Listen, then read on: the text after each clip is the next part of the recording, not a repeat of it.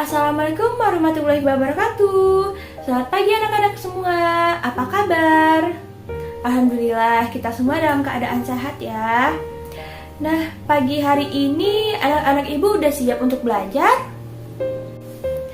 Sebelum kita memulai pembelajaran pada pagi hari ini, ada baiknya kita berdoa terlebih dahulu. Berdoa dimulai. Baik, setelah berdoa, kita akan memasuki pembelajaran kita pada hari ini, yaitu memahami isi cerita.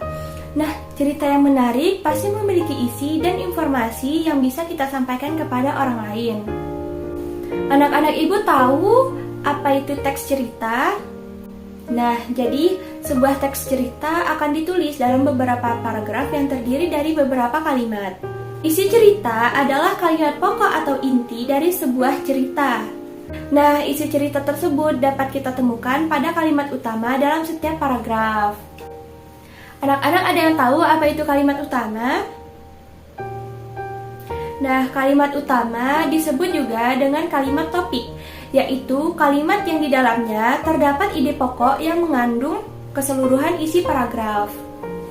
Nah, perlu kita ketahui, jika pada suatu paragraf tidak terdapat kalimat utama, maka paragraf tersebut tidak mempunyai isi. Setelah kalimat utama, biasanya diikuti oleh kalimat-kalimat penjelas. Anak-anak ibu ada yang tahu apa itu kalimat penjelas? Ya, jadi kalimat penjelas adalah kalimat yang menjelaskan kalimat utama. Anak-anak ibu tahu nggak sih? Kita tuh bisa menemukan kalimat utama pada awal kalimat atau disebut dengan kalimat deduktif dan akhir kalimat yang biasa kita sebut dengan kalimat induktif. Nah, perlu anak-anak ingat apabila kita sudah menemukan kalimat utama dalam suatu cerita, berarti kalimat utama tersebut dapat langsung kita jadikan sebagai isi cerita. Apabila kita sudah menemukan isi cerita, berarti isi cerita tersebut bisa kita jadikan sebagai informasi. Nah, untuk menentukan informasi, ada langkah-langkahnya. Yang pertama, kita tentukan dulu kalimat utamanya apa. Yang kedua, jadikan kalimat utama sebagai isi cerita. Dan yang ketiga, informasi dari isi cerita. Nah, untuk menentukan informasi, kita harus membaca dengan teliti dan cermat cerita dari awal hingga akhir. Nah, di sini ibu punya wacana dengan judul Bahan Dasar Pakaian. Mari kita baca sama-sama ya. Keluarga Udin memiliki banyak pakaian. Mereka memakai pakaian untuk melindungi tubuh. Ada pakaian untuk melindungi tubuh dari udara dingin atau panas. Ada pakaian untuk melindungi tubuh dari angin dan hujan. Nah, dari paragraf tersebut, manakah kalimat utamanya? Apakah di awal kalimat atau di akhir kalimat? Nah, benar. Jadi, kalimat utamanya terdapat di awal kalimat. Jadi, kalimat setelahnya merupakan penjelasan dari kalimat utama. Jadi, dapat kita ketahui, kalimat utama dalam paragraf ke-1 yaitu keluarga Udin memiliki banyak pakaian. Oke, next ke paragraf kedua. Pakaian keluarga Udin ada yang terbuat dari kapas dan bulu domba. Pakaian berbahan dasar kapas banyak digunakan sebagai pakaian sehari-hari.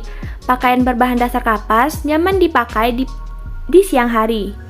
Pakaian berbahan dasar bulu domba dikenakan pada waktu tertentu. Pakaian berbahan dasar bulu domba menghangatkan badan pada saat hari dingin.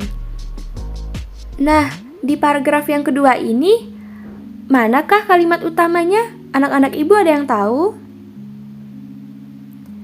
Ya, jadi kalimat utama dalam paragraf kedua berada di kalimat yang pertama, yaitu pakaian keluarga Udin ada yang terbuat dari kapas dan bulu domba.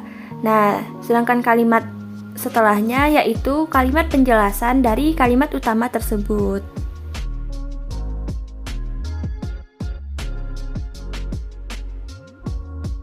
Selanjutnya, paragraf ketiga, Ibu Udin memiliki kain tenun yang terbuat dari serat sutra.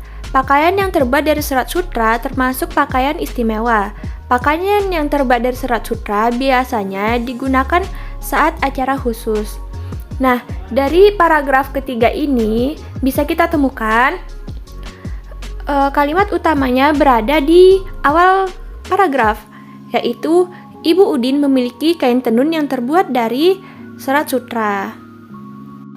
Lanjut ke paragraf keempat, berbeda dengan Udin, pakaian orang-orang zaman dahulu terbuat dari kayu dan kulit hewan. Pakaian mereka sangat sederhana. Satu pakaian mereka digunakan untuk berbagai keadaan. Nah, dari paragraf keempat ini dapat kita pastikan kalimat utamanya berada di awal paragraf, yaitu berbeda dengan Udin, pakaian orang-orang zaman dahulu terbuat dari kayu dan kulit hewan. Nah, terakhir nih, di paragraf kelima, hampir semua bahan dasar pakaian terdapat di alam. Bahan dasar pakaian jumlahnya terbatas. Jagalah pakaianmu agar dapat digunakan dalam waktu yang lama. Tuhan menyukai orang-orang yang menjaga apa yang dimiliki. Nah, dari paragraf terakhir ini dapat kita lihat kalimat utamanya terdapat pada kalimat yang pertama, yaitu hampir semua bahan dasar pakaian terdapat di alam. Jadi, isi dari cerita tersebut pada paragraf pertama, keluarga Udin memiliki banyak pakaian. Paragraf kedua, pakaian keluarga Udin ada yang terbuat dari kapas dan bulu domba. Paragraf ketiga, Ibu Udin memiliki kain tenun yang terbuat dari serat-serat sutra. Paragraf keempat, pakaian orang-orang zaman dahulu terbuat dari kayu dan kulit hewan. Paragraf kelima, hampir semua bahan dasar pakaian terdapat di alam. Nah, dari wacana tersebut, kita dapat informasi nih kalau keluarga Udin memiliki banyak pakaian. Ada yang terbuat dari kapas dan bulu domba. Ibu Udin memiliki kain tenun yang terbuat dari serat-serat sutra. Pakaian orang-orang zaman dahulu terbuat dari kayu dan kulit hewan. Hampir semua bahan dasar pakaian terdapat di alam. Nah, Ibu harap anak-anak Ibu dapat mengerti. Ibu akan ngasih soal kepada kalian. Nanti di rumah kalian baca dan kalian cari kalimat utama dan informasi dari cerita tersebut. Oke?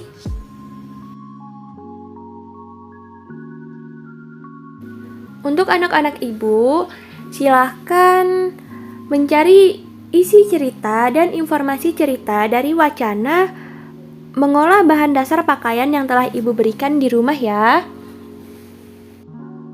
Alhamdulillah, sampai sini pembelajaran kita pada pagi hari ini.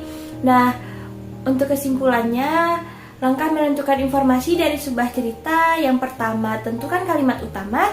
Yang kedua, jadikan kalimat utama sebagai isi cerita. Yang ketiga, tentukan informasi dari isi cerita. Sekian pembelajaran kita pada pagi hari ini. Semoga ilmunya dapat bermanfaat. Jangan lupa dikerjakan tugas dari Ibu. Wassalamualaikum warahmatullahi wabarakatuh.